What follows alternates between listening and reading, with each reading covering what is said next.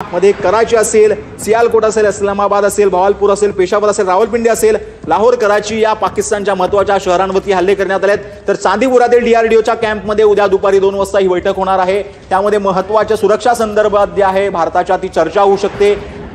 चांदीपुरात मध्ये डीआरडीओनं आपत्कालीन बैठक बोलावली आहे। उद्या दुपारी या डीआरडीओच्या कॅम्पमध्ये ही बैठक होणार आहे। या बैठकीसाठी डीआयजीनं आता महत्त्वाच्या अधिकाऱ्यांना पत्र पाठवलंय। भारताच्या हल्ल्यामध्ये पाकिस्तानचं मोठं नुकसान झालंय। अत्यंत महत्त्वाची बातमी आपण पाहतो आहोत।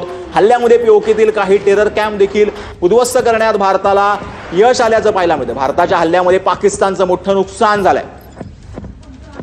हल्ल्यामध्ये पीओकेतील काही टेरर कॅम्प देखील उद्ध्वस्त झालेले आहेत। अत्यंत महत्त्वाची बातमी आपण पाहतो आहोत आत्ताच्या घडीची। भारताच्या हल्ल्यामध्ये पाकिस्तानचं मोठं नुकसान झालंय। भारताकडनं पाकिस्तानच्या विविध शहरांना लक्ष्य करण्यात आलेलं आहे। सांबा सेक्टरमध्ये घुसखोरीचा मोठा प्रयत्न हाणून पाडलेला आहे भारतानं।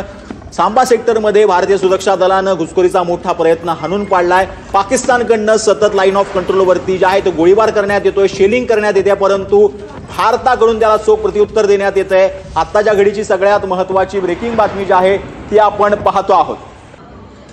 राजौरी सेक्टरमध्ये जोरदार गोळीबार जो आहे तो करण्यात आलेला आहे। राजौरी सेक्टरमध्ये पाकच्या गोळीबाराला भारताकडून जोरदार प्रत्युत्तर जे आहे ते आता देण्यात आलेलं आहे। राजौरी सेक्टरचा हा जोरदार गोळीबार जो आहे तो पाकिस्तानकडनं करण्यात येत होता, परंतु भारताकडून त्याला जोरदार प्रत्युत्तर देण्यात येते। पाकिस्तानच्या भवालनगर कॅन्ट परिसरामध्ये मोठे स्फोट जे आहेत ते पाहायला मिळतात।